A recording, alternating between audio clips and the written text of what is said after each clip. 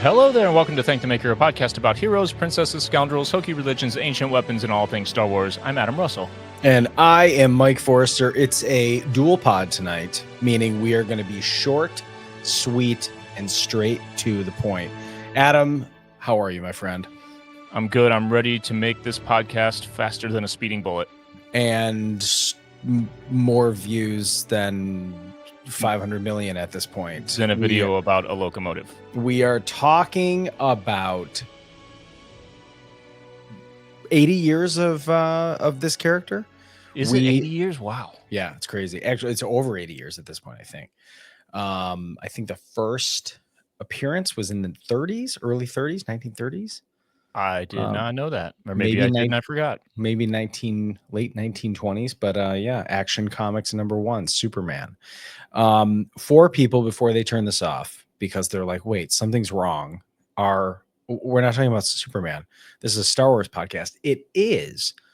But we had all discussed offline how interesting the super verses of the DC Comics universe as it's being reintroduced. And we thought, gosh, the last time we saw Superman on screen, it was in a dark universe. It was in a dark place.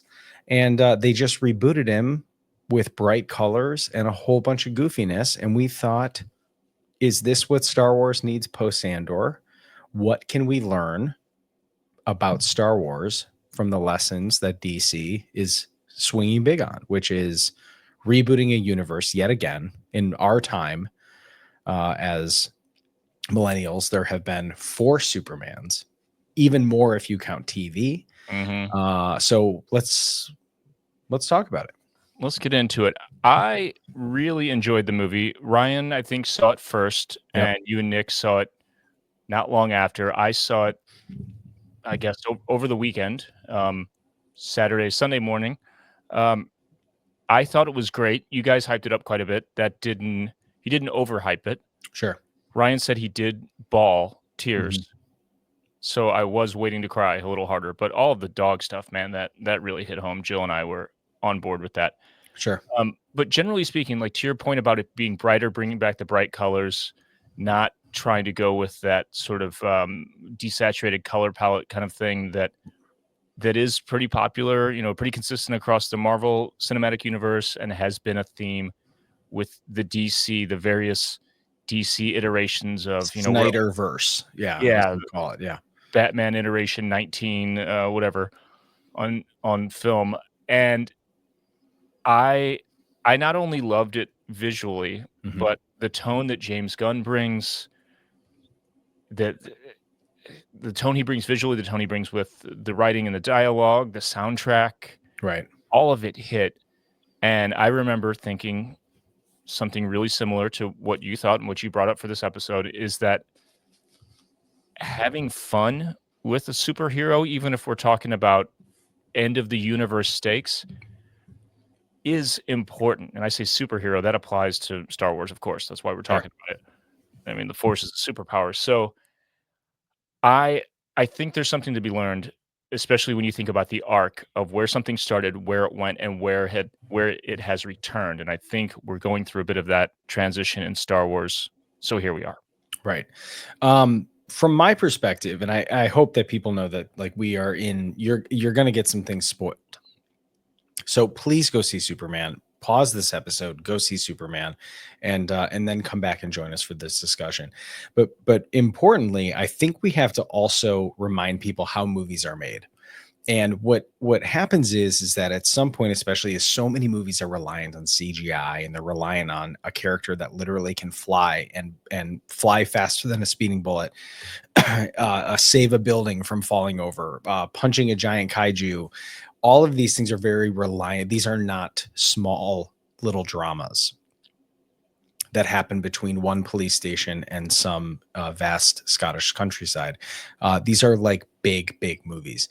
And for people who, I think everyone who's been, up to speed, the last time we saw Superman was a very heavy moment of course, we have the origin story I think how many people don't know that, you know, Clark Kent was a kid in Kansas and Smallville and all these things.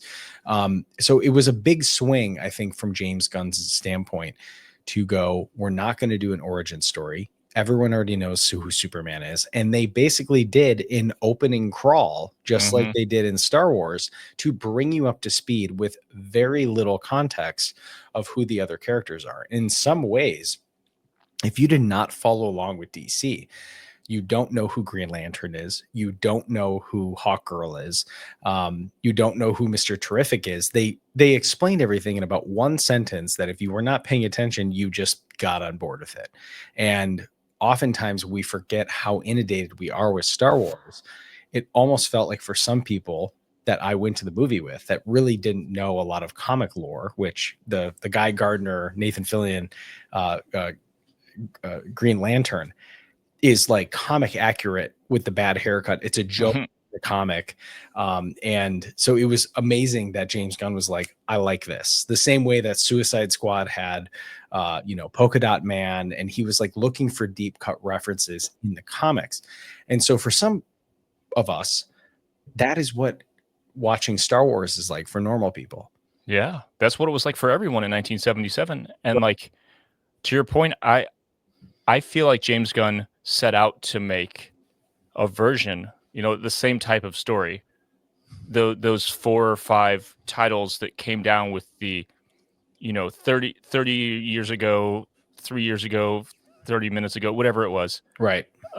Is like an opening crawl. It brings you up to speed. You get all these characters, mentions of all this kind of stuff, even the mention of losing a battle for the first time. Right. All of that is so Star Wars. It's a bunch of question marks, but it's fine. And I think we all stopped being fine with going into movies and not knowing all of the backstory and the lore because we're so inundated with, you know, a show that ties into a movie that ties into another entire series that yada yada yada. Right. And I think everyone has this sort of like apprehension about getting into something as big as DC or Marvel or Star Wars because they think they need to know everything, but you don't. You just really don't. As long as you're thrown right into the action, which we were in this movie, Right. it works. And I knew that based on the logo on the suit that they do with the bad bangs was from the Green Lantern in some way. Right. Mr. Terrific said his name. Yeah. Hawkgirl, I don't know if she said her name. I didn't know her name. I recognized the actor. But when she flew and had hawks on the side or hawk wings on the side, you were like, okay, I think I figured this out. Well, I had never even until you said it just now, I've never heard of that character. Oh, okay. But I was totally fine with it because again, the story being told is captivating. It's a lovable protagonist. There's a love story, there's a family story. I'm all in. And there's a dog, of course. So not just any dog. Right. A super dog. Yeah. So I think it was great. And I think we are at a place, I know we talk about this all the time on the podcast. We're at a place where Star Wars fans have had the fun, flashy, swashbuckling type of adventure stuff for a really long time. Yes, we had a really dark movie in episode 3. But overall, Star Wars, even when it's serious and tragic, it's still lighter in some way that's hard to articulate for myself and for a lot of us.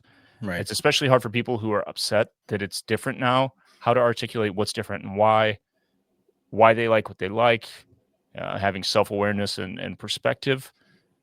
So I'm hoping, once again, that we can get back to a place where we realize what we love about Star Wars, and we can still have Andor. DC can still have the Dark Knight trilogy, the Nolan trilogy, right? But you can have something like, you know, you can have something like Skeleton Crew, you can have something like Superman 2025, and have fun with it. Right. Well, and two, from this perspective, there's been a lot of people who have talked about. I have some friends who just recently finished Andor season 2. They went right into Rogue One. They're like, "Oh my gosh, this session of events is like insane." And then they're watching Skeleton Crew now because they realized they didn't start it, and they're just kind of on a Star Wars buzz right now.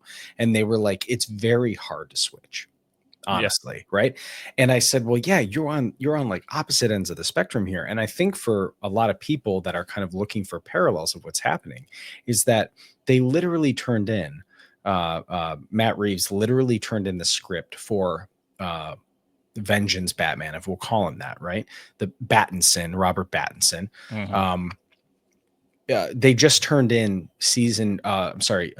movie 2 in what's going to be a trilogy. Now, if you are living under a rock, the latest iteration of Batman was incredibly dark. Not even in campiness, just literally in like Yeah. mass shooting, bludgeoning people, like dark web stuff. Like it was literally a very grim movie, rated R, not for kids. Please do not take your kids to see this movie. But like he just turned in his script for that. And then equally, James Gunn has said like that is an Elseworld story. So they're going to keep that separate, but then we're going to introduce another Batman in The Brave and the Bold, which is another comic series. They're going to introduce another Batman into this new universe. And so when people are thinking, how can you have both? Can we have adult stories in Star Wars? Can we have kid adventure? It kind of seems like DC's like trying that right now, Yeah. and versus going all in on being like, the people who don't understand how movies are. It's like we literally just saw Michael Keaton as Batman again in a Snyderverse era Flash that was from Justice League, that was from Batman versus Superman. All of these things, it's kind of all like happening Yeah. already. And I think when people can look at DC and go, man, it seems like a mess, in some ways I agree with them, and then also go, can we maybe take a second then and appreciate that Star Wars has maintained one timeline with 0 reboots? Yeah. You know what I mean? Because like you have to think from that perspective of going like DC now has to make a light-hearted, hopeful story with a new Batman and probably Robin in the James Gunn approval style, and then also have Batman like fighting off mass killers in Yeah. the Matt Reeves trilogy. Let us appreciate that there has been 6 Batmans since I've been alive, Yeah. and there is one Darth Vader since 1977. Yeah. You know what I mean? And it's not to say, Yeah. but it's like I think in some ways when we talk about what did we like about Superman, it was that like it took what we normally think we needed and gave us something different than what we were expecting. Because Ryan Key said he felt emotional. And I think in some ways we're all dying for hope right now. And this movie felt like, as an animal lover, you have to appreciate that he saved the squirrel amidst A all the turtle, a turtle, everything. like all these other things, right? And it was like a very Superman thing to do versus every opposite of his counterpart, Batman, is like everything's about death. Right. We have to defend the justice. You know what I mean? You're just like at some point you're like, okay, oh my god, dude, I'm sad watching this guy like deal through with his mental illness. And so in some regards, I think we can look at Superman and go, that gave us hope. And obviously a certain part of what we've been talking about is that, does Andor leave you feeling hopeful, or does it make you mobilized to go get Batman like revenge Mhm. against the Empire? Yeah, Because I didn't feel vengeance seeping out after against Lex Luthor. I loved that they made him look like an absolute fool, and Superman didn't look at him and go, it was almost like a corniness, a cheesiness to it, where he's like, that's lock him away, Captain, and it made you feel good versus being like, all right, Lex, I'm going to come and I'm going to kill everyone you know and love. yeah. Because that's what Andor was like. You know what I mean? Yeah. So I'm very interested to hear the opinions of conversations that will come out of this episode. Yeah, it is really interesting because I've been a part of conversations in comments on our own posts about Andor, where people say that Andor is uplifting because ultimately it's about revolution in a time of tyranny, and seeing people stand up and fight is uplifting. I think it only is because we know the ultimate outcome. We Right. know the ending. That's not to say that Andor isn't powerful and moving in a way that I personally want to feel when I watch something. I feel like you do too. Right. But I think Star Wars can only get away with it because of the context of the larger context of Star Wars. Right. Whereas something like Foundation, Hmm. we had the episode recently where we were trying to convince each other to watch other sci-fi and fantasy franchises. Right. I've been trying to get back into Foundation. I'm 3 episodes in, and man, it's rough. It's Sure. just not fun. Yeah. It's not fun at all. That's not to say it's not good, because it's beautiful and it's great, Hmm. and it's so dense, but I just don't see any light at the end of the tunnel. It's so dark, Hmm. and the characters are so despicable. Sure. Dune is a version of that, but it's somehow more fun. So, Cool stuff, like, but then at the same time, like, to your point, like, the Harkonnens are terrible people, yeah, horrible people. And I think, like, and that's a great point, Adam. It's like, when we think about it from this perspective, I think for some, there's a very weird thing that happens with comic book movies, because the thing that I loved very specifically about this story was that it introduces us to a Superman that's vulnerable. And I think in so many times when we think about, like, even going back to the sequel trilogy, people couldn't imagine Luke Skywalker as not like Superman. right. And when you think about, like, even when I go back and I watch the Zack Snyder Man of Steel, and there's some really beautiful moments that I love about those movies, but, like, it's hard, I think, at some point of when I watch Superman, and the reason I'm a more of a Batman fan than I am a Superman fan, is because at the end of the day, like, I know that Superman almost is, like, nearly unbreakable. He can do nearly anything and he's fine. And so when you He can almost blow a wormhole closed, essentially, basically, right? with But, his like, mouth. but when you think about it from going, how do you make a unstoppable, nearly perfect organism of a human being representative, a character that has all these superpowers that makes him nearly impossible to defeat. Um, it makes you, the whole movie, this Superman felt vulnerable. He was bested in fights. He was bested in Lex Luthor outsmarting him. And the thing that I loved about this movie was that, like, he was struggling with his humanity of being like, I'm doing everything right from my perspective. Why don't humans love me then? Like, why Mhm. why why are you still treating me like I'm not human? And I think we can learn and remind ourselves that characters like Luke Skywalker are best when they are vulnerable. Like, Yeah. a slashing Jedi Knight gives us a cool visual, but, like, how unfun is it to go, oh, Jedis have no weaknesses once they're at the peak of their powers? And you're like, I don't relate to Luke like that. I related to Luke in I relate, Yoda's wisdom comes from failure.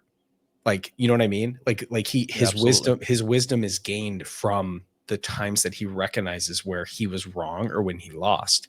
And Superman giving us the reminder that all power is not the answer. All power cannot conquer. It cannot maintain power. It cannot have all of these things. So I think from that lesson that we get from Superman made you feel like hope, but it made you feel like even the strongest of us become less relatable the more and more we separate the qualities that we see in ourselves. Yeah, and that's a thing that's baked in so deeply to the Star Wars story, specifically the Skywalker saga, talking about the fall of the Jedi, Right.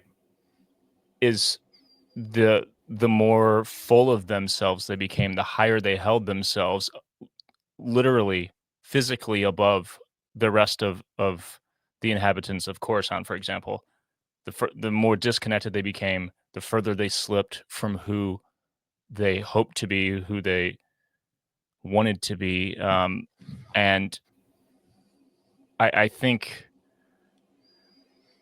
I think in seeing that, like on one hand, we're talking about Star Wars needing to learn from Superman, but I Mhm. think we're more talking about the Star Wars fandom needing to learn from Mm, this experience of seeing something. I think sure. that's more the point for me because the people who are writing the Star Wars stories all across the spectrum get it, as far as I can tell. And the larger vision, which seems to be in some large part dictated by Dave Filoni. You know, he's Sure. not running the studio, but he's a huge influence. He's the Mhm. heir apparent to George Lucas. Mhm. Lucas's original vision includes everything on the spectrum. Yes, again, Revenge of the Sith was dark, but it was also campy. It was the same kind of interesting weird balance that we find in old school superhero stuff, which Lucas grew up on. Right. The old serials, the comic books, the campy TV shows and the films that they showed before features in the theater, all of that influenced what he did with Star Wars. He just wove this deeply ingrained sort of like Buddhist philosophy into it as well, along with classic archetypes and mythology and everything else. Right. And this movie specifically was based on a really great run of Superman comics called All Star Superman. And All Star Superman was written by Grant Morrison. He's a pretty iconic comic book writer, but it's actually about Superman is irradiated. He's dying, and he basically has 12 days left to do all of the things that he wants to do on Earth before he thinks that he's not going to be here anymore. And so, like, there's a vulnerability to both teaching humanity what he thinks that what he sees the best in, and then also him understanding like that time is one of those things that you can be all powerful and still not be able to escape that the idea of like even immortality makes it so that like the people that you end up loving still die over time. And so when we think about how I look at that and how I think from a Star Wars perspective, like if how geeks talk about Superman and their version of Superman, and this is what we think, and this is what we think. Like when you have someone who's able to see the vision of what a character should be, like James Gunn, it and the amount of people that are going to poo-poo this movie because they think, oh, well, that's not my Superman. Like, you know, Henry Cavill was my Superman. I liked that he was dark. I liked that there were, you know, heavy themes in this. And I felt like there were a ton of very heavy themes in this movie that were handled in a way that didn't feel like everything was an absolute consequence, and that like I was like, if he doesn't do this, half of the world is, I mean, literally the world was being torn apart, and you were excited to see how he was going to finish, how he was going to solve this problem. Yeah. And you know, you got to see him be vulnerable, you got to see him be defeated, you got to, you know, to see him like struggling to survive against the kryptonite. Like all of these things were like on display, and it made you feel like the sidekicks, just like Han, just like Chewie, just like everyone besides the all-powerful Jedi, played a very important role in what makes the rebellion, which is not just space wizards. It's Yeah. everyone doing their part. And I loved the camaraderie of the team. I love that it was found family. I love that a lot of these beats we have seen before, but they were presented in a fresh way. The characters were written, they were funny. So I guess from that standpoint, is like, do you think this Superman was more Skeleton Crew than it was Andor? And is that something that, like, if you're thinking, if you're feeling like you were really geeked about Andor, would you give Skeleton Crew the same Superman lens that you just gave a reboot of an entire DC universe? You know what I mean? I'm going to say something that will be highly controversial to most Star Wars fans, Here we go. I'm going to say most. I don't know. I'm going to be very ungenerous and say most Star Wars fans are going to take issue with this. I don't think this was a skeleton crew tone. I don't think. Here's what I do think it was. I think it was more sequel trilogy than anything. Oh, okay. I was like maybe prequels. Like it felt episode 1-y. It had some of that, but in terms of to your point about found family, Yep. that's always been an element of Star Wars. Sure. It's absolutely central to the sequel trilogy and Rey's story. Right. She doesn't have adoptive parents, but she does have a found family, right? And she goes through a similar thing. Superman goes through a similar thing in this that she did in finding out the real history, her real lineage, the dark past that she came from, and deciding to reject it. Great point. Yep. And not take the name. The name Kal-El never came out of his mouth. Sure. He found out some dark shit about his parents, and in the end, embraced his humanity and his Earth parents. And as far as I'm concerned, if you accept Kal-El calling himself Clark Kent and Superman, the person he chose to be and was found to be, literally found on Earth, and you don't accept Rey calling herself Rey Skywalker, Sure. Get out of here. Get out of here, dude. That's a great point, dude. That's a great point. And to add to that a little bit, the idea that a Palpatine is an all, kind of at this point, like a full embodiment of the Sith. I love that parallel. I love it because you can see how hard Superman deals with the idea that he doesn't have a home anywhere in some ways, right? Like even his he's asking Lois Lane, he's like, why are you grilling me about this? Like he doesn't understand the nuance of like how messy humans are, because for him, it's very simple. Do good, make good decisions, and you will make the world a good place. And you can clearly see that that's just not how it is. And so when we think about good versus evil, we think about the Jedi being the good of the galaxy. Their perspective on good does not always work out that way. The idea of good for Mace Windu is force and power in its own way, and Yoda's perspective is through reflection and letting decisions play out so that people learn lessons themselves and all of these things. And so I love that parallel. I think that's a great point to bring up. I'm going to stew on that, Adam. And I think that's a very the Instagram's going to love this. I can't wait for you to put this out there. They're going to be fired up about this. Everybody's going to be pumped. All right. I can't think of a better place to end now that we've fully stirred the pot.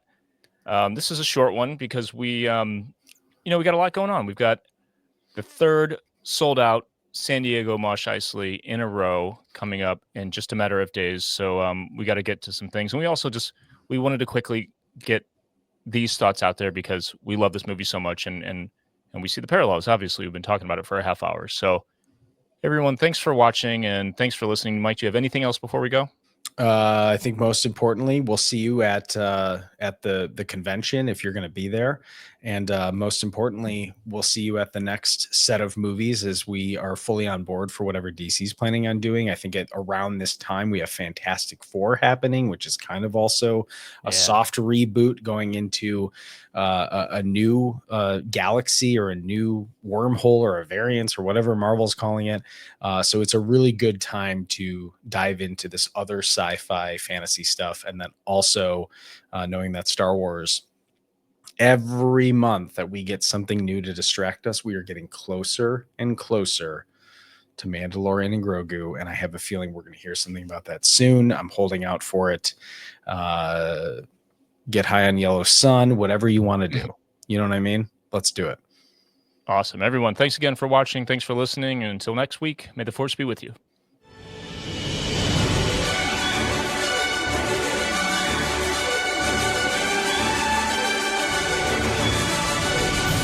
Thank the Maker is produced by Adam Russell and Jason Chiodo, and edited by Jason Chiodo. If you enjoy the podcast, you can support us by leaving a review on Apple Podcasts, Spotify, or wherever you listen. Or you can support us directly at patreon.com/thankthemakerpod, where you can get access to our Discord server, exclusive content, exclusive merch, and more. Our patrons literally make Thank the Maker possible.